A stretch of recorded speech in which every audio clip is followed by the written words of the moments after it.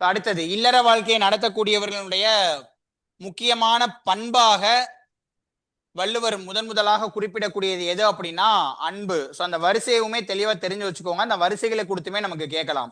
So அப்ப முதற் பண்பா எதை சொல்றாரு அப்படின்னா அன்புடைமை. அன்பு அப்படிங்கிற குணம் கண்டிப்பா இருக்கணும். இல்லற வாழ்க்கையை நடத்தக்கூடியவர்களிடத்தில் அன்புங்கிற குணம் இருக்கணும். ஸோ முதல் குறள் பாருங்க, அன்பிற்கும் உண்டோ அடைக்கும் தாள், அன்பிற்கும் உண்டோ அடைக்கும் தாள், ஆர்வலர் புன்கணீர் பூசல் தரும். ஆர்வலர் புன்கணீர் பூசல் தரும் அப்படின்னா அதோட பொருள் என்ன? சோ நமக்கு பிடித்த ஒரு நபர், நமக்கு நெருங்கிய ஒரு நபர் துன்பப்படும் போது அதை கண்டு நம்மிடம் இருந்து அந்த கண்ணீர் அப்படிங்கிறது வெளிப்படாமல் இருக்குமோ, அந்த அன்பை அடைத்து வைக்க முடியுமோ? அப்ப எடுத்தவனே ஒரு கேள்வியா கேட்கிறாரு வள்ளுவர். அன்பிற்கும் உண்டோ அடைக்கும் தாள். அப்ப அன்பை எந்த விதத்திலையுமே கட்டுப்படுத்தி வைக்க முடியாது. ஆர்வலர் புன்கணீர் பூசல் தரும். நம்மளே நம்ம கிட்ட இருக்கக்கூடிய அன்பை, உணர்ச்சியை கட்டுப்படுத்தணும் அப்படின்னு நினைச்சோம் அப்படின்னாலும் நமக்கு நெருங்கிய நண்பர்கள், உறவினர்கள் அவர்கள் துன்பப்படும் போது நம்மை அறியாமலேயே நம் கண்ணில் இருந்து அந்த கண்ணீர் என்பது வெளிப்படும். அதான் ஆர்வலர். ஆர்வலர் என்றால் நம்ம விருப்பத்திற்கு உரிய நபர் துன்பப்படும் போது புன்கணீர் பூசல் தரும். நம்ம அறியாமலேயே நம் கண்ணிலிருந்து அந்த கண்ணீர் அப்படிங்கிறது வெளிப்படும். அப்ப அந்த குறட்பா என்ன சொல்லுது அப்படின்னா அன்பை கட்டுப்படுத்த முடியாது. அன்பை அடைத்து வைப்பதற்குன்னு தாழ்பால்னு எதுவுமே கிடையாது. அன்பு தானாகவே வெளிப்பட்டு விடும். நேரடியா குறளோட பொருள் கொடுத்து நமக்கு கேட்கலாம். ஸோ இந்த இரண்டாவதா இருக்கக்கூடிய குறள் ப்ரீவியஸ் இயர்ல கொஸ்டினா கேட்டிருக்காங்க, நமக்கு ஸ்கூல் புக்லயுமே இருக்கு. அப்ப என்பும் உரியர் பிறர்க்கு என்று வள்ளுவர் யாரை குறிப்பிடுகிறார்? இதான் ப்ரீவியஸ் இயர்ல கேட்ட கொஸ்டின். என்பும் உரியர் பிறர்க்கு என்று வள்ளுவர் யாரை குறிப்பிடுகிறார்? என்பும் உரியர் பிறர்க்கு. அப்ப என்பு அப்படின்னா எலும்பு, எலும்பு போர்த்தப்பட்ட இந்த உடம்பை குறிப்பிடுகிறது. இந்த உடல், உயிர், ஆவி எல்லாமே பிறருக்காக, பிறருக்கு நன்மை செய்வதற்காக மட்டும்தான் அப்படிங்கிற எண்ணமுடையவர்கள் யார் அப்படின்னா, இந்த குறளோட பொருள் பாருங்க, அன்பிலார் எல்லாம் தமக்குரியர். அன்பிலார்னா என்ன? அன்பு இல்லாதவர்கள். எல்லாம் தமக்குரியர், என்கிட்ட இருக்க எல்லா பொருளுமே எனக்குரியது மட்டும்தான் அப்படின்னு சுயநல எண்ணத்தோடு இருக்கக்கூடியவர்களாக இருப்பார்கள். அன்பிலார் எல்லாம் தமக்குரியர். அன்புடையார் என்பும் உரியர் பிறருக்கு அப்படின்னா என்ன? அன்புடையவர்கள், என்னுடைய உடல், இந்த உடல் அன்போடு சேர்ந்திருப்பது, இந்த உயிர் அன்பு எனும் குணத்தோடு சேர்ந்திருப்பது எல்லாமே எதுக்காக அப்படின்னா பிறருக்கு நன்மை செய்வதற்காக தான். அந்த எண்ணத்தோடு வாழ்பவர்கள் யார் அப்படின்னா அன்புடையவர்கள். அப்ப அந்த என்பும் உரியர் பிறருக்கு, அந்த எலும்பு பொருத்தப்பட்ட இந்த உடல், உயிர், ஆவி எல்லாமே பிறருக்கு நன்மை செய்வதற்காக தான் அப்படிங்கிற எண்ணத்தை உடையவர்கள் யார் அப்படின்னா அன்புடையவர்கள். அப்ப இந்த தொடரை நோட் பண்ணி வச்சுக்கோங்க. இது நேரடியாவே குறிப்பிட்டு நமக்கு கொஸ்டினா கேட்டிருக்காங்க. என்பும் உரியர் பிறர்க்கு அப்படின்னு வள்ளுவர் யாரை குறிப்பிடுகிறார்? அன்புடையவர்கள். என்பும் உரியர் பிறர்க்கு என்று வள்ளுவர் யாரை குறிப்பிடுகிறார்? அன்புடையவர்கள்.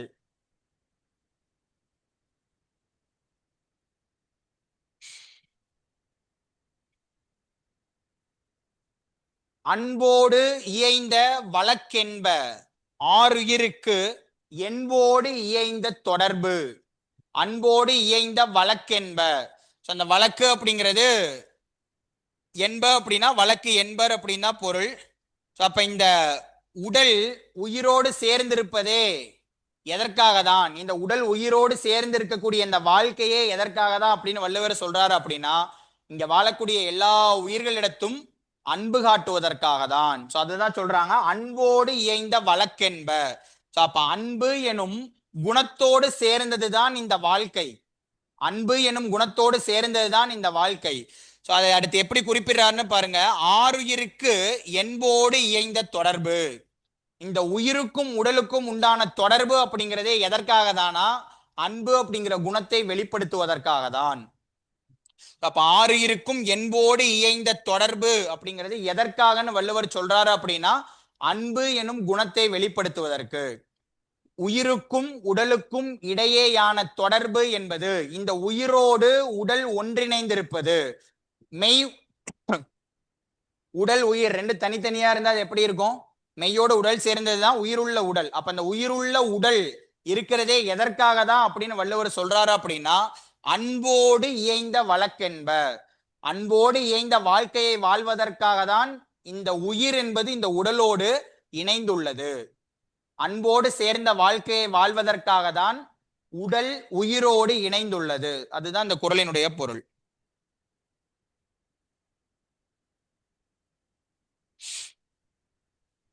அன்பு ஈனும் ஆர்வம் உடைமை, அது ஈனும் நண்பு எனும் நாடா சிறப்பு. அப்ப அன்பு தான் எல்லார்கிட்டையுமே விருப்பத்தை உண்டாக்கக்கூடியதாக இருக்கும். அந்த விருப்பம் தான் என்னவா மாறும் சொல்றாரு வள்ளுவர். அது ஈனும் நண்பு எனும் அனைவரிடமும் நட்பை ஏற்படுத்தக்கூடிய ஒரு சூழலை உருவாக்கி கொடுக்கும். அன்பு அனைவரிடமும் விருப்பத்தை ஏற்படுத்தக்கூடியதாகவும் நட்பை உருவாக்கக்கூடிய குணமாகவும் இருக்கக்கூடியது எதுதான் அப்படின்னா அன்பு. இந்த குறள்லாம் நேரடியா ஒரே ஒரு லைன்ல பொருளை மட்டும் எழுதிக்கோங்க. எங்கெல்லாம் தேவையோ அங்க மட்டும் சொல்லோட பொருள் எல்லாம் தெளிவா நோட் பண்ணுங்க. இந்த குறட்பாக்கள்லாம் அப்படியே நேரடியா கொடுத்து அதனுடைய பொருள் என்ன, இல்லைன்னா இந்த குறட்பால இருக்கக்கூடிய கருத்தை கொடுத்துட்டு இந்த கருத்தோட பொருந்தக்கூடிய குறட்பா எதுங்கிற மாதிரி நமக்கு கேட்கலாம். அன்புற்று அமர்ந்த வழக்கென்ப, அன்புற்று அமர்ந்த வழக்கென்ப வையகத்து இன்புற்றார் எய்தும் சிறப்பு. அப்ப இந்த ரெண்டாவது தொடர் ரொம்ப முக்கியம். வையகம் அப்படின்னா என்ன? உலகம். இந்த உலகத்துல இன்புற்றவர்கள் நன்மை அடைந்தவர்கள் எல்லாருமே அடையக்கூடிய சிறப்பு அப்படிங்கிறது எதனால்தான் அவங்க நன்மை அடைந்தாங்க அப்படின்னே வள்ளுவர் சொல்றாரு அப்படின்னா அன்பு அப்படிங்கிற குணத்தோடு சேர்ந்து வாழ்ந்ததனால் மட்டுமே இந்த உலகத்தில் அனைவரும் நன்மை அடைந்தனர். சோ அப்ப அவங்க அடையக்கூடிய அந்த சிறப்பு அப்படிங்கிறது எதனால், அந்த ரெண்டாவது தொடரோட பொருளை தெளிவா புரிஞ்சுக்கோங்க. வையகத்து இன்புற்றார் எய்தும் சிறப்பு அப்படின்னா இந்த உலகத்தில் நன்னிலை நல்ல நிலையை அடைந்தவர்கள் அவர்கள் அடைந்த அந்த சிறப்பு அப்படிங்கிறது எதனால் அந்த சிறந்த நிலையை அடைந்தார்கள் அப்படின்னு வள்ளுவர் சொல்றாரு அப்படின்னா அன்பு எனும் குணத்தாலே இந்த உலகத்தில் அனைவரும் நல்ல நிலையை அடைந்துள்ளார்கள் அப்படின்னு குறிப்பிடுறாரு. அன்பு எனும் ஒரே குணத்தால் மட்டும்தான் இந்த உலகத்தில் அனைவரும் நல்ல நிலையை அடைந்துள்ளார்கள் அல்லது அடைவார்கள். சோ அதான் அந்த வையகத்து இன்புற்றார் எய்தும் சிறப்பு.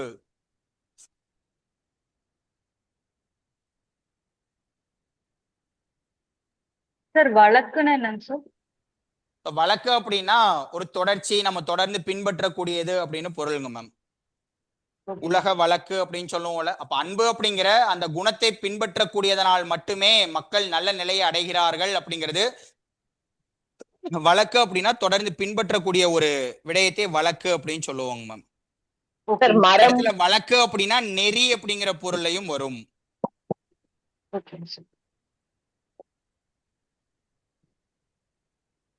இந்த குறள் ப்ரீவியஸ் இயர்ல கொஸ்டினா கேட்டிருக்காங்க.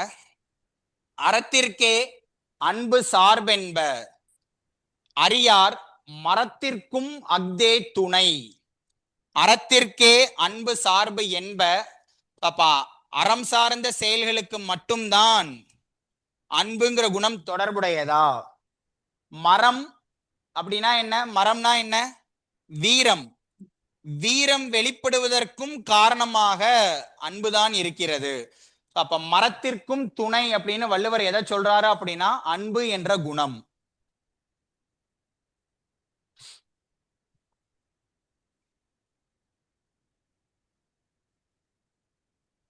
இப்போ ஒரு மன்னன் அந்த நாட்டு மக்களுக்காக போர் செய்யணும் அப்படின்னு நினைக்கிறாரு.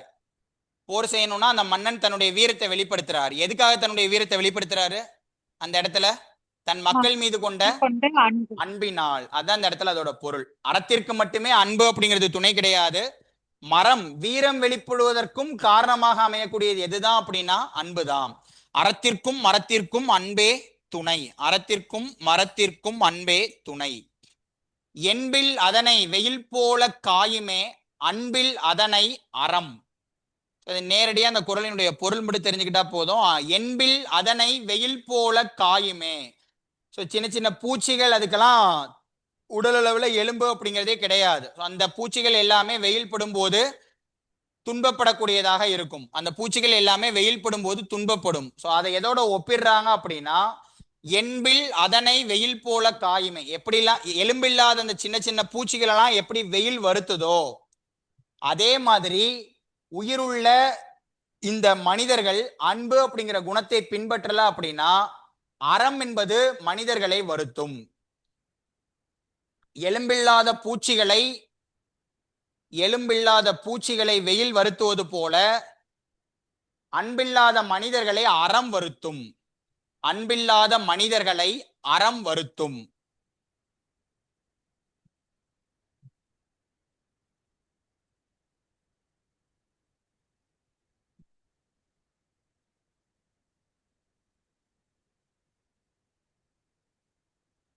அடுத்து இருக்கக்கூடிய குறட்பா நமக்கு நேரடியாவே கொடுத்து கூட கேட்கலாம். அன்பு அகத்து இல்லாத உயிர் வாழ்க்கை எதை போன்றது அப்படின்னு வள்ளுவர் சொல்றாரு. அன்பு உள்ளத்தளவில் அன்பு இல்லாத இந்த உயிர் வாழ்க்கை அப்படிங்கிறது எதை போன்றது? உள்ளத்தளவில் அன்பில்லாத உயிர் வாழ்க்கை என்பது எதை போன்றது? வன்பார்க்கன் வற்றல் மரம் தளிர்த்தற்று. அந்த வன்பார்க்கன் அப்படிங்கிறது எதை குறிப்பிடுது அப்படின்னா, ஒரு பாலை நிலம். பாலை நிலத்துல வற்றி போன மரம் மீண்டும் தளிர்த்தது நிலையானதா இருக்குமா?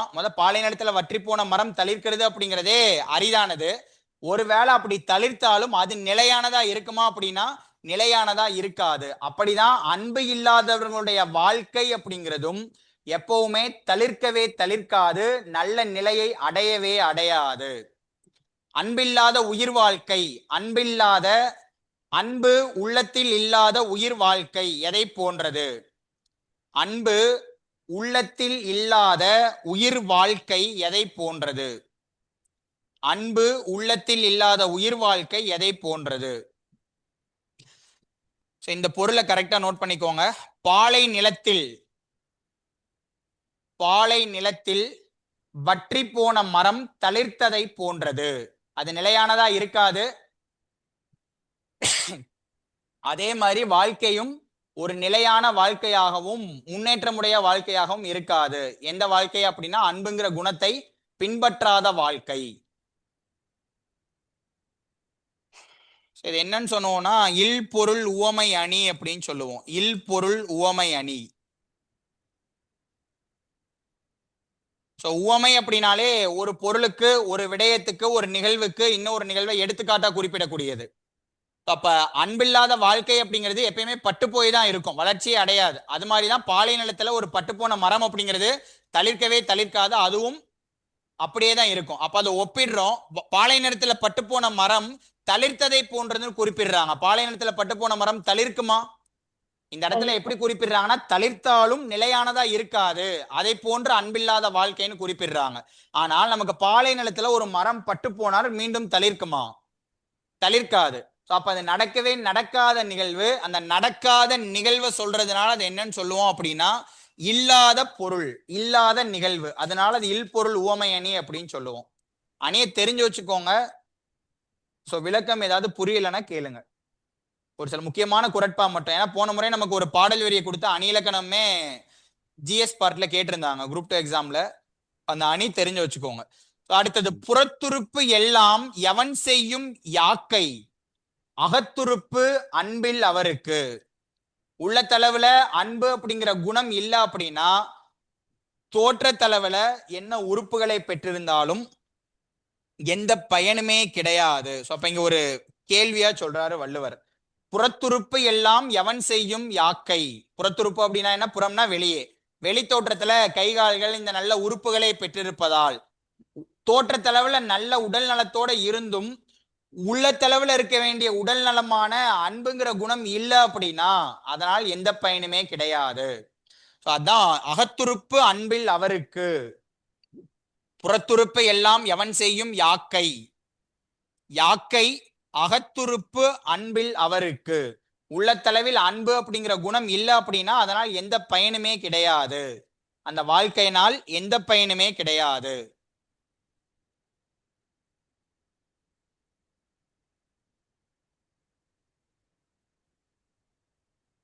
யாக்கைனா உதவியா சார்? என்ன சொல்லுங்க மேம்? யாக்கை அப்படின்னா உடல், யாக்கைனா உடல். இந்த உடல் வெளித்தோற்றத்துல பல உறுப்புகளை பெற்றிருந்தும் என்ன பயன்? எப்போது? அகத்துறுப்பு அன்பில் அவருக்கு. அன்பில் அப்படின்னு சொல்லிட்டோம், அன்பு இல்லாதவருக்கு அப்படின்னு பொருள். உள்ளத்தளவில் இருக்க வேண்டிய உறுப்பான அன்பு இல்லாதவருக்கு தோற்றத்தளவுல எந்த உறுப்புகளை பெற்றிருந்தாலும் எந்த பயனுமே கிடையாது.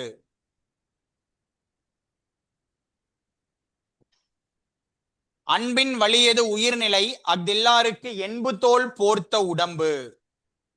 அப்ப அன்பு இருக்கிறது மட்டும்தான் உண்மையான உடல் உயிரோடு பொருத்தப்பட்டுள்ளது அப்படின்னு பொருள். இந்த உடல் உயிரோடு பொருந்தி உள்ளது அப்படின்னா அந்த வாழ்க்கைக்கு உண்மையான அர்த்தம் என்ன அப்படின்னா அன்புங்கிற குணத்தை பின்பற்றக்கூடியது. அப்படி அன்புங்கிற குணத்தை பின்பற்றல அப்படின்னா என்பு தோல் போர்த்த உடம்பு. அப்ப இறந்த உடம்பு அப்படின்னு வள்ளுவர் குறிப்பிடல. எப்படி சொல்றாரு அப்படின்னா வெறும் எலும்பு மேல தோல் போர்த்தப்பட்ட உடம்பு மட்டும்தான் அன்பு இல்லாத அந்த உடல் என்பது. உள்ளத்தளவில் அன்பு அப்படிங்கிற குணம் இல்லாத அந்த உடல் எப்படி சொல்றாரு அப்படின்னா வெறும் எலும்பின் மீது தோல் போர்த்தப்பட்ட உடம்பு. என்பு அப்படின்னா எலும்பு, என்பு அப்படின்னா ஒவ்வொரு இடத்துலயும் பொருள் மாறும். இங்க என்பு தோல் போர்த்த உடம்பு என்பது வெறும் எலும்பின் மீது தோல் போர்த்தப்பட்ட உடம்பு. அப்ப இந்த உயிர் வாழ்க்கை அப்படிங்கிறதே அன்பின் வழியில் வாழக்கூடியதுதான். இந்த உயிர் வாழ்க்கை என்பது அன்பின் வழியில் வாழக்கூடியது. அப்படி இல்லாத அந்த வாழ்க்கை என்பது எலும்பின் மீது தோல் போர்த்தப்பட்ட உடம்பை போன்றது. எலும்பின் மீது தோல் போர்த்தப்பட்ட உடம்பை போன்றது.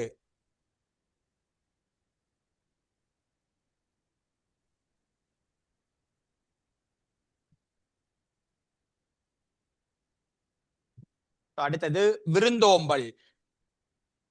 விருந்தோம்பல் ஒரே ஒரு டவுட். சொல்லுங்க மேம். முன்னாடி இதுல பாலை நிலம்னு எந்த வேர்டு சார் மீனிங்? அது 8th திருக்குறள்.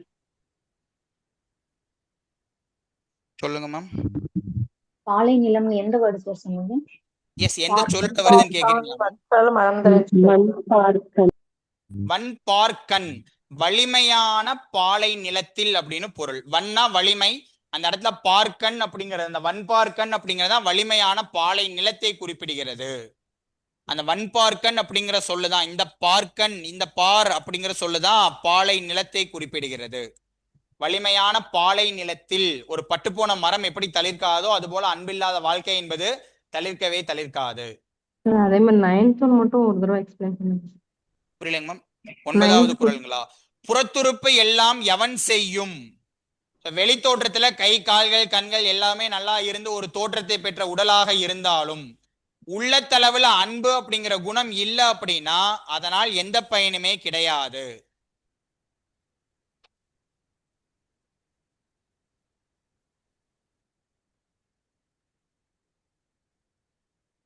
அடுத்தது விருந்தோம்பல். விருந்தோம்பல் விருந்தோம்பல் அப்படின்னா என்ன? விருந்தோம்பல் விருந்தோம்பல் உறவினர்களை உபசரிப்பது. உறவினர்களை உபசரிப்பது. அப்ப வள்ளுவர் இதுல என்னெல்லாம் சொல்லியிருக்காரு? உறவினர் அப்படிங்கிறதே நமக்கு சங்க இலக்கியமாகட்டும் பழைய இலக்கியங்கள்லாம் உறவினர் அப்படிங்கிறதுக்கான வரையறையே என்ன குறிப்பிட்டிருக்காங்க அப்படின்னா இப்ப நமக்கு உறவினர்னா யாரு? நமக்கு நன்கு அறிந்தவர்கள். நன்கு அறிந்தவர்களுமே உபசரிப்போமா அப்படின்னா அது வேற விஷயம். உறவினர்கள்னு பழைய இலக்கியங்களை எப்படி குறிப்பிட்டிருக்காங்க அப்படின்னா யாருனே தெரியாத நபர் வந்தாலும் அவர்களையும் உபசரிக்க கூடியவர்களாக தான் அப்போ இருந்திருக்காங்க. அதே அடிப்படையில தான் எல்லா இலக்கியங்களுமே நமக்கு குறிப்பிடுது.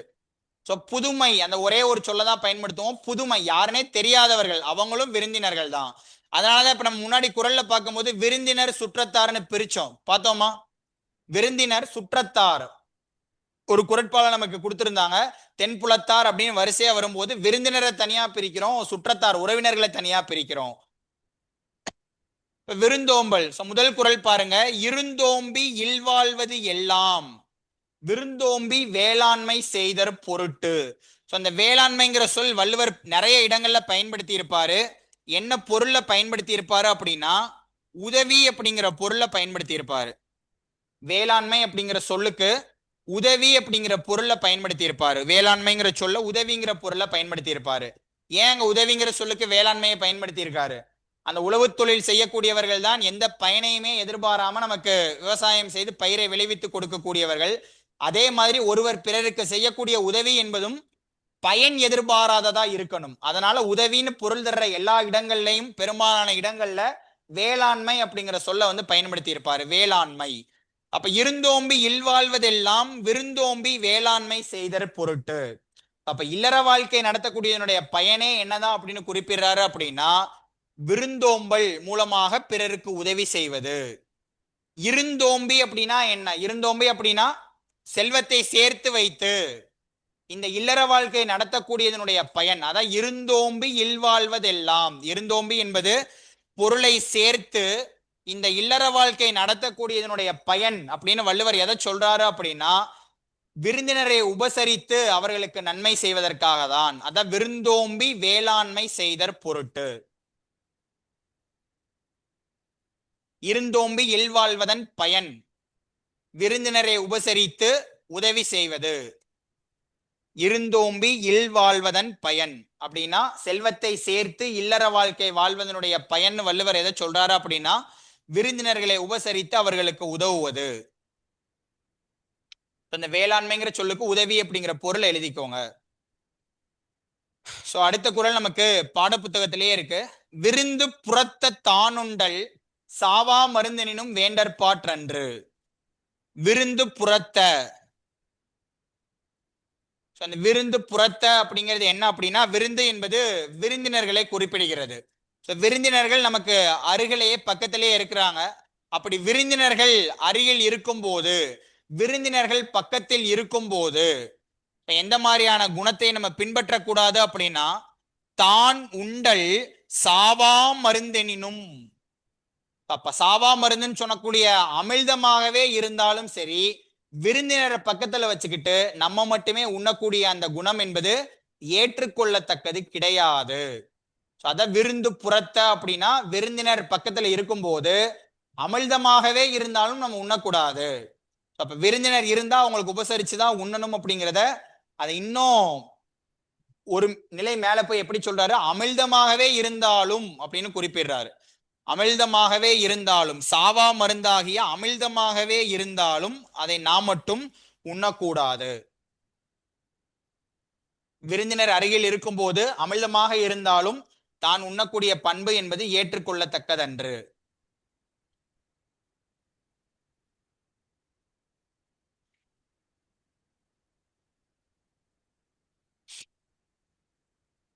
அடுத்த குறள் பாருங்க. வருவிருந்து வைகளும் ஓம்புவான் வாழ்க்கை பருவந்து பாழ்படுதல் இன்று. அந்த பருவந்து வைகள் அப்படின்னா என்ன பொருள் அப்படின்னா வைகள் என்றால் தினந்தோறும் நாள்தோறும் அப்படின்னு பொருள். வைகளும் அப்படிங்கிற சொல்லுக்கு என்ன பொருள் அப்படின்னா தினந்தோறும் நாள்தோறும். வைகளும் அப்படின்னா தினந்தோறும் நாள்தோறும். அப்போ ஒவ்வொரு நாளும் விடாமல் விருந்தினர்களை உபசரிக்க கூடியவன். அதான் வருவிருந்து வைகளும் ஓம்புவான். வருவிருந்து வைகளும் ஓம்புவான். ஓம்புதல் என்றால் உபசரித்தல், பேணுதல் அப்படிங்கிற பொருள் எடுத்துக்கலாம். அப்ப தினந்தோறும் யாரு விருந்தினர்களை உபசரிக்க கூடியவனாக இருக்கிறானோ வாழ்க்கை பருவந்து பாழ்படுதல் இன்று. பாழ்படுதல் அப்படின்னா ஒரு மோசமான நிலையை அடைதல் சொல்லுவோம். அந்த பாழ்படுதல். இந்த பருவந்து அப்படிங்கிற சொல்லுக்கு என்ன பொருள் அப்படின்னா பருவந்து என்றால் துன்பம். அப்ப கடைசியா இன்று அப்படின்னு குறிப்பிட்டு முடிச்சிருக்காரு. இன்று அப்படின்னா என்ன? துன்பம் அவர்களுக்கு வரவே வராது, இருக்காது. யாருக்கு துன்பம் இருக்காது? யாருடைய வாழ்க்கையில் துன்பம் வந்து ஒரு மோசமான நிலையை அடைய மாட்டார்கள் அப்படின்னு யார வள்ளுவர் குறிப்பிடுறாரு அப்படின்னா நாள்தோறும் விருந்து உபசரிக்க கூடியவன். அதான் வருவிருந்து வைகளும் ஓம்புவான். நாள்தோறும் விருந்து உபசரிக்க கூடிய குணம் இருக்கக்கூடியவன் இடத்தில் துன்பம் வந்து மோசமான நிலையை அடையக்கூடிய சூழல் என்பது வரவே வராது. அந்த வைகளும் அப்படிங்கிற சொல்லோட பொருளை நோட் பண்ணி வச்சுக்கோங்க. வைகளும் என்றால் தினந்தோறும்.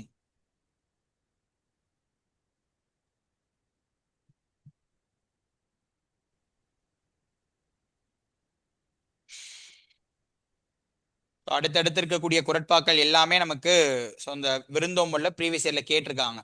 அகனமர்ந்து செய்யால் உரையும். யாருடைய இல்லில், யாருடைய இல்லத்தில் அப்படின்னு வள்ளுவர் சொல்றாரு. அகன் அமர்ந்து. அகன்னா என்ன? அகன், அகம்னா உள்ளம். அமர்ந்து என்றால் இந்த அமர் அப்படிங்கிற சொல்லுக்கு விருப்பம், விரும்புதல் அப்படிங்கிற பொருள் உண்டு. இப்ப அகன் அமர்ந்து செய்யால், இந்த செய்யால்ங்கிறது யாரை குறிப்பிடுது அப்படின்னா லட்சுமி திருமகள், லட்சுமியை குறிப்பிடக்கூடிய சொல். அப்ப யாருடைய வீட்டில் லட்சுமின்னு சொல்லக்கூடிய அந்த திருமகள் உள்ள மகிழ்ச்சியோடு இருப்பாள் அப்படின்னு வள்ளுவர் சொல்றாரு அப்படின்னா, முகன் அமர்ந்து, அப்ப விருந்து உபசரிக்கக்கூடியது எப்படி இருக்கணும்? முகமலர்ச்சியோடு வீட்டிற்கு வந்த விருந்தினர்களுக்கு விருந்து உபசரிக்கணும். யார் வீட்டிற்கு வந்த விருந்தினர்களை முகமலர்ச்சியோடு விருந்து உபசரிக்கிறார்களோ அவர்களுடைய வீட்டில் திருமகள் முகமலர்ச்சியோடு உளமலர்ச்சியோடு தங்குவாள். அப்ப இந்த தொடரை கொடுத்தே நமக்கு கேட்கலாம், அகனமர்ந்து செய்யால் உறையும்.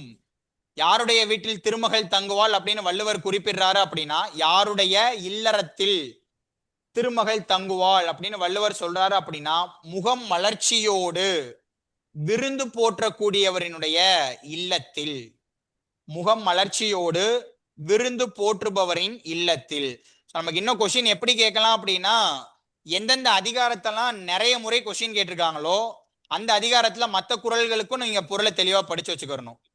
ஏன்னா அதெல்லாம் முக்கியமான, இப்ப விருந்தோம்பல், இனியவை குறள், இந்த மாதிரியான குணங்கள்லாம் ரொம்ப முக்கியம். அப்ப அறநெறிகள், அன்றாட வாழ்வியலோட தொடர்பு தன்மைன்னு நமக்கு பாடத்திட்டத்துல ஒரு தலைப்பு கொடுத்திருக்காங்க திருக்குறளுக்கு கீழே. அப்ப இல்லற வாழ்க்கையில அன்றாடம் பின்பற்றப்பட வேண்டிய குணங்களாக வள்ளுவர் இது எல்லாத்தையுமே குறிப்பிடுறாரு. அப்ப எதெல்லாம் கொஸ்டின் கேட்டிருக்கக்கூடிய அதிகாரமோ அது இன்னும் நீங்க தெளிவா படிச்சு வச்சுக்கோங்க. கேட்காத அதிகாரங்களும் சில உண்டு, அது நீங்க அங்கங்க மார்க் பண்றதுலயே தெளிவா பாத்துக்கலாம். அதுல சில முக்கியமான குறள் மட்டும்தான் நம்ம பார்ப்போம், அதனுடைய பொருளையும் தெளிவா படிச்சு வச்சுக்கோங்க. சோ நோட் பண்ணிட்டீங்களா? அடுத்த குறள் பாருங்க. வித்தும் இடல் வேண்டும் கொள்ளோ. யாருடைய நிலத்தில் விதையே இடாமல் பயிர் வளரும் அப்படின்னு வள்ளுவர் சொல்றாரு. யாருடைய நிலத்துல விதையே இடாமல் பயிர் வளரும். அப்ப இந்த இடத்துல கேள்வியா கேட்கிறாரு, வித்தும் இடல் வேண்டும் கொள்ளோ. வித்தும் இடல் வேண்டும் கொள்ளோ. வித்து என்றால் விதை, வித்து என்றால் விதை. விதையும் இட வேண்டுமோ, விதையும் இட வேண்டுமோ. எப்படி கேட்கிறாருன்னா, விருந்தோம்பி மிச்சில் மிசைவான் புலம். இந்த புலம் என்றால் நிலம் என்று பொருள். புலம் அப்படின்னா நிலம், புலம்னா நிலம். வித்தும் இடல் வேண்டும் கொள்ளோ, அந்த நிலத்தில் விதையும் இட வேண்டுமோ. யாருடைய நிலத்தில்? விருந்தோம்பி, விருந்து உபசரித்து. எப்படி விருந்து உபசரித்து அப்படின்னா, வரக்கூடிய விருந்தினர்களுக்கெல்லாம் உணவை கொடுத்துட்டு மீதம் இருக்கக்கூடிய உணவை உண்ணக்கூடிய நபர்கள், அப்படிப்பட்டவர்களுடைய நிலத்தில் விதையும் இட வேண்டுமோ. விதையே இடாமல் பயிர் வளரும் அப்படின்னு வள்ளுவர் சொல்றாரு. இதெல்லாம் இப்ப பொருத்தி பார்க்க முடியுமா? இந்த மாதிரியான குறட்பாவெல்லாம் இப்ப பொருத்தி பார்க்க முடியுமா? நல்ல குணம், ஆனா இப்படியும் இருக்கணும் அப்படிங்கிறத நம்ம எடுத்துக்கிடலாம். வித்தும் இடல் வேண்டும் கொள்ளோ, அந்த தொடரை கொடுத்தே நமக்கு கேட்கலாம். யாருடைய நிலத்தில் விதையே இடாமல் பயிர் வளரும் அப்படின்னு வள்ளுவர் சொல்றாரு அப்படின்னா, விருந்தினர்களை உபசரித்து எஞ்சிய உணவை உண்ணக்கூடியவர்கள், அதான் மிச்சில் மிசைவான். மிச்சில்னா மீதம் இருக்கக்கூடிய, மிசைதல் அப்படின்னா உண்ணுதல், மிசைதல் அப்படின்னா உண்ணுதல் அப்படின்னு பொருள். மிசைதல் என்றால் உண்ணுதல்.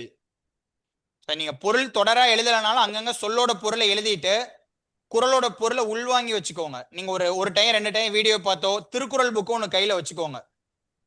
அது உங்களுக்கு இன்னும் படிக்கிறதுக்கு கொஞ்சம் ஈஸியா இருக்கும். திருக்குறள் புக்கு கையில வச்சிருந்தீங்க அப்படின்னா அந்த பொருளை நீங்க ஒரு முறை திரும்ப திரும்ப நீங்க வாசிச்சு பார்த்துக்கலாம். அடுத்த குறளும் நமக்கு ப்ரீவியஸ் இயர்ல கேட்டிருக்காங்க. செல்விருந்து ஓம்பி வருவிருந்து பார்த்திருப்பான். அப்ப செல்விருந்துனா என்ன? செல்விருந்து விருந்து உபசரிச்சிட்டோம், அவங்கள வழி அனுப்புறோம். அப்ப செல்விருந்து ஓம்பி வருவிருந்து பார்த்திருப்பான். அப்ப விருந்தினர் அனுப்புனதோட நிறுத்தல, இன்னும் விருந்தினர்கள் வருவார்களா அப்படின்னு எதிர்பார்த்து காத்து கொண்டிருக்கக்கூடியவர்கள். அப்படி இருக்கக்கூடிய நபர்கள் யாருக்கே விருந்தினர்களாக அமைவார்கள் அப்படின்னா, வானலோகத்தில் இருக்கக்கூடிய தேவர்களுக்கே விருந்தினர்களாக அமைவார்கள்.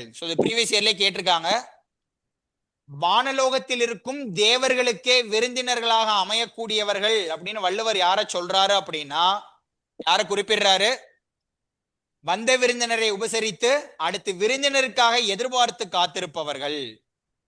அப்ப அதே இடத்துல இந்த பதிலையும் கூட நமக்கு கொடுப்பாங்க. மேல இருக்கக்கூடிய தொடரில் இருக்கக்கூடிய மிச்சில் மிசைவான் அப்படிங்கிறதையும் கொடுப்பாங்க. நமக்கு இந்த இடத்துல வள்ளுவர் சரியா எதை சொல்லியிருக்காரு, மேலும் மேலும் மேலும் மேலும் விருந்தினர்களை உபசரிப்பதற்கு காத்து கொண்டிருக்கக்கூடிய ஒரு நபர், அவர் வானத்தவர் வானலோகத்தில் இருக்கக்கூடிய தேவர்களுக்கே விருந்தினராக அமைவார். அப்ப இந்த ரெண்டு குறளோட பொருளையும் தெளிவா வேறுபடுத்தி வச்சுக்கோங்க. அப்ப யாருடைய வீட்டில் திருமகள் தங்குவாள் அப்படின்னு கேட்டாங்க அப்படின்னா, முகமலர்ச்சியோடு யார் வந்து விருந்து உபசரிக்கிறார்களோ அவர்களுடைய வீட்டில் திருமகள் தங்குவாள். யாருடைய நிலத்தில் விதையே இடாமல் பயிர் செழித்து வளரும் அப்படின்னா, விருந்தினருக்கு உபசரித்து எஞ்சிய உணவை உண்ணக்கூடிய குணமுடையவர்கள். நமக்கு தொடரை எப்படி வேணாலும் சுருக்கமா கொடுக்கலாம், திருக்குறளோட பாடல் வரி எடுத்து அப்படியே கூட நமக்கு கொடுத்துடலாம்.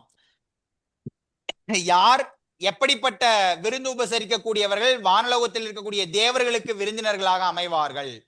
வந்த விருந்தினரை உபசரித்து இனி வரும் விருந்தினர்களுக்காக காத்திருப்பவர்கள். அப்படி இருக்கக்கூடியவர்கள் தேவர்களுக்கே விருந்தினர்களாக அமைவார்கள்.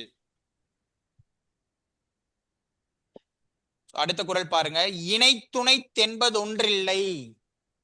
அப்போ விருந்தை எதோட ஒப்பிடுறாங்க அப்படின்னா, ஒரு வேள்வியோட ஒப்பிடுறாங்க. வேள்வினா என்ன?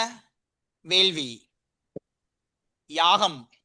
யாகம் வளர்த்து நன்மை பயக்கிறதுன்னு சொல்லுவோம். ஆமா தானே? யாகத்தை வளர்த்து நன்மையை கிட்டிக் கொள்வதுன்னு சொல்லுவோம்.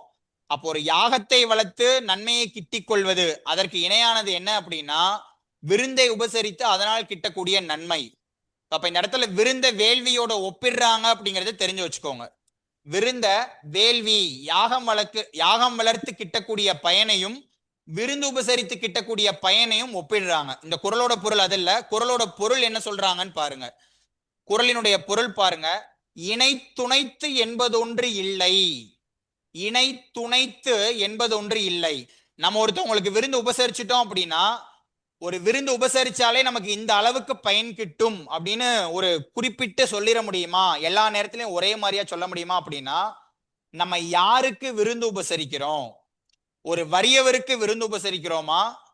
நமக்கு நல்லா தெரிஞ்ச நம்மளுடைய உறவினருக்கு விருந்து உபசரிக்கிறோமா? அப்ப எதுல நமக்கு நன்மை கிட்டும்? யாருனே தெரியாத ஒரு வறியவருக்கு விருந்து உபசரிக்கும் போது அதனால் கிட்டக்கூடிய பயன் அப்படிங்கறதா அதிகமா இருக்கும். அப்போ ஒரு விருந்து உபசரிச்சோம் அப்படின்னாலே அதனால் இதுதான் பயன், இவ்வளவுதான், இந்த அளவுதான் அதனுடைய பயன் அப்படின்னு குறிப்பிட்டு சொல்ல முடியாது. அப்ப விருந்து உபசரிப்பதனுடைய பயன் என்பது எந்த அளவை உடையது அப்படின்னா, அந்த விருந்தை பெறக்கூடிய நபர் இருக்கார்ல, அவருடைய தகுதி, அவர் வறியவரா செல்வந்தரா யாருனே தெரியாத நபரா, இதை எல்லாத்தையும் அடிப்படையாக வைத்துதான் ஒரு விருந்தினால் நமக்கு கிட்டக்கூடிய பயன் என்பது அளவிடத்தக்கது. அப்ப இதை ஒரு கேள்வியாவே நோட் பண்ணி வச்சுக்கோங்க. விருந்து உபசரிப்பதனுடைய பயன்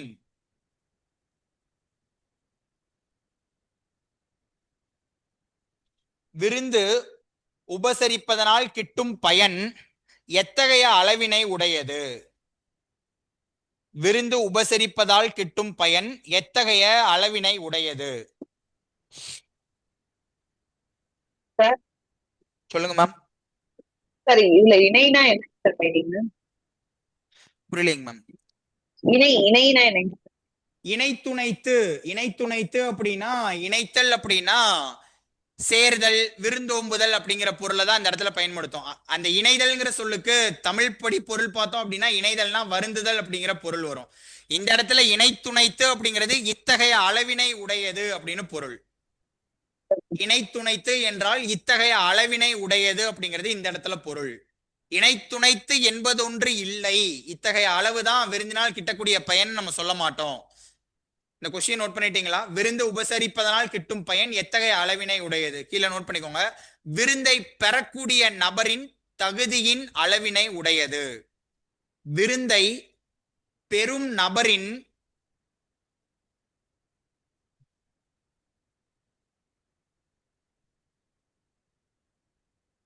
விருந்தை பெறும் நபரின் தகுதியின் அளவினை உடையது.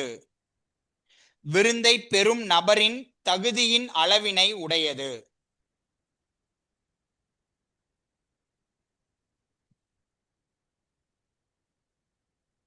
அடுத்த குறள் பாருங்க. பரிந்தோம்பி பற்றற்றேம் என்பர். அப்ப யாரு சொல்லிக்கிறாங்க அப்படின்னா, பரிந்து ஓம்பி, விருப்பத்தோட, பரிந்து என்றால் விருப்பப்பட்டு, ஓம்பி என்றால் காத்து, விருப்பப்பட்டு எல்லா செல்வத்தையும் காத்து வைத்து, பற்றற்றேம் என்னை பற்றுவதற்கு, எனக்கு துன்பம் வரும்போது என்னை காப்பதற்கு யாரும் இல்லாதவராய் நான் ஆகிவிட்டேன் அப்படிங்கிற நிலைக்கு தள்ளப்படுவார்கள். யாரு அப்படின்னா விருந்தோம்பி வேள்வி தலைப்படாதார். இப்ப எல்லா செல்வத்தையும் நான் சேர்த்து வச்சு எல்லாத்தையுமே இழந்ததுக்கு அப்புறம் நான் விருந்தோம்பல்ங்கிற குணத்தை பின்பற்றி இருக்கலாமே அப்படிங்கிற ஒரு எண்ணம் வரும் அளவிற்கு ஒரு நிலைக்கு தள்ளப்படுவார்கள். யார் அப்படின்னா விருந்தோம்பல் குணத்தை பின்பற்றாதவர்கள், விருந்தோம்பலை பின்பற்றாதவர்கள். அதான் அந்த பரிந்தோம்பி பற்றற்றேம் என்பர் அப்படின்னு வள்ளுவர் யாரை குறிப்பிடுகிறார்? அந்த தொடரை கொடுக்கலாம். அந்த சொல்லோட பொருளை புரிஞ்சுக்கோங்க. பரிந்து என்றால் விருப்பத்தோடு, விருப்பப்பட்டு எல்லா செல்வத்தையும் நானே அனுபவிக்கணும் அப்படிங்கிற எண்ணத்தோட அளவுக்கு அதிகமான செல்வத்தை நான் சேர்த்து வைத்து, அதான் அந்த பரிந்தோம்பி. விருப்பப்பட்டு பேணி அளவுக்கு அதிகமான செல்வத்தை சேர்த்து பின்னர் அந்த செல்வத்தை எல்லாம் இழந்த பின்பு என்னை காப்பாற்றுவதற்கு, என்னுடன் துணையாக இருப்பதற்கு யாருமே இல்லையே அப்படிங்கிற எண்ணம் உடையவர்களாக மாறுவார்கள். யார் அப்படி மாறுவார்கள் அப்படின்னா விருந்தோம்பல் குணத்தை பின்பற்றாதவர்கள். அதோட பொருளை தெளிவா புரிஞ்சு வச்சுக்கோங்க. நேரடியாவே இந்த குறளினுடைய குறளையே கொடுத்து நமக்கு கேட்கலாம். பரிந்தோம்பி பற்றற்றேம் என்பர் விருந்தோம்பி வேள்வி தலைப்படாதார். மேலேயே சொல்லியிருந்தோம், விருந்தோம்பலை எதோட ஒப்பிடுறாங்க? வேள்வி.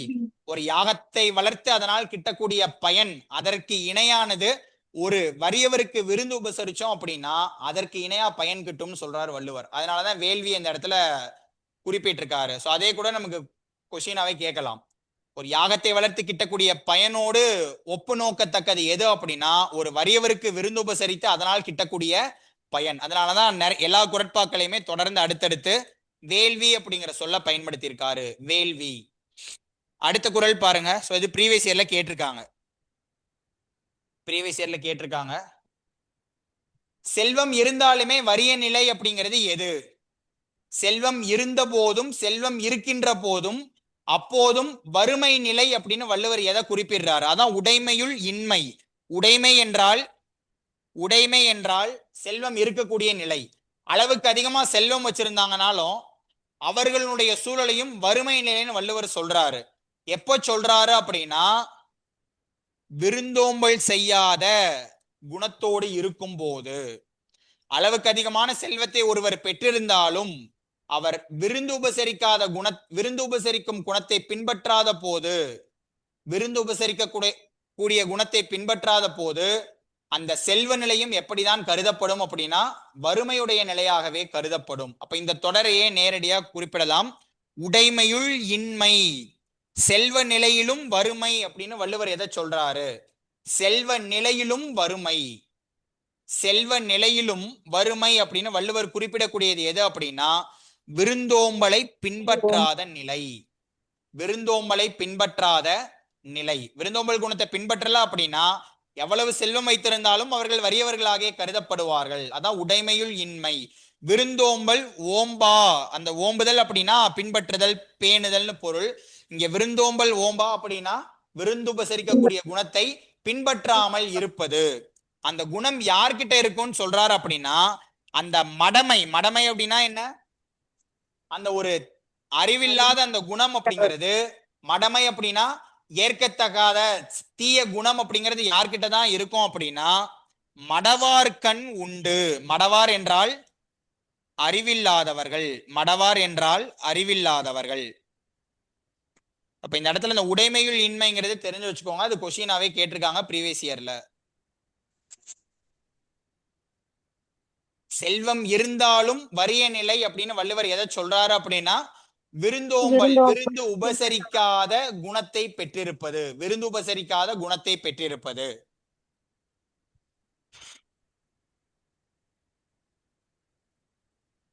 நிறைய டைம் ரிப்பீட்டடா கொஸ்டின் கேட்டிருக்காங்க.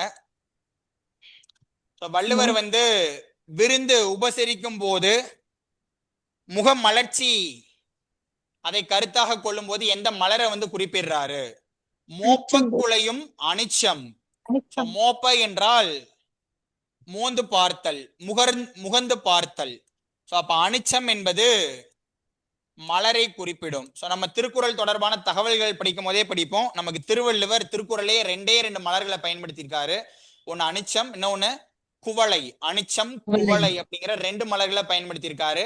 அது அனிச்சம் அப்படிங்கிறது இந்த விருந்தோம்பல்ல நமக்கு இந்த குறட்பால வருது. அப்போ மோப்பக்குலையும் அனிச்சம், அந்த அனிச்ச மலர் என்பது நுகர்ந்து பார்த்தோம் அப்படின்னா அது சுருண்டு போய் வாடிவிடும். அதை எதோட ஒப்பிடுறாரு அப்படின்னா முகம் திரிந்து நோக்க குலையும் விருந்து. சோ அந்த விருந்து அப்படிங்கிறது யாரை குறிப்பிடுது அப்படின்னா விருந்தினர்களை குறிப்பிடுகிறது. அப்ப விருந்தினர்களினுடைய உள்ளம் எப்போது வாடும் அப்படின்னு வள்ளுவர் சொல்றாரு அப்படின்னா விருந்து போற்றக்கூடியவரினுடைய முகம் மாறினால் விருந்தினர்களினுடைய உள்ளம் வாடும். அது எந்த மலரோட ஒப்பிடுறாரு?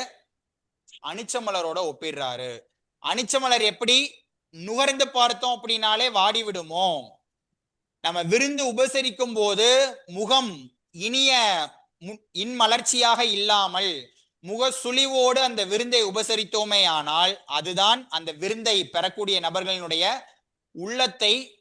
உள்ளத்திற்கு துன்பம் தரும். சோ அதுதான் இந்த இடத்துல குறிப்பிடுறாரு. மோப்பக்குலையும் அனிச்சம், மோந்து பார்த்தால் அனிச்சம் வாடும். அதே மாதிரி விருந்தை உபசரிக்கக்கூடிய நபர் முகம் மாறினால் விருந்தினரினுடைய உள்ளம் என்பது வாடும்.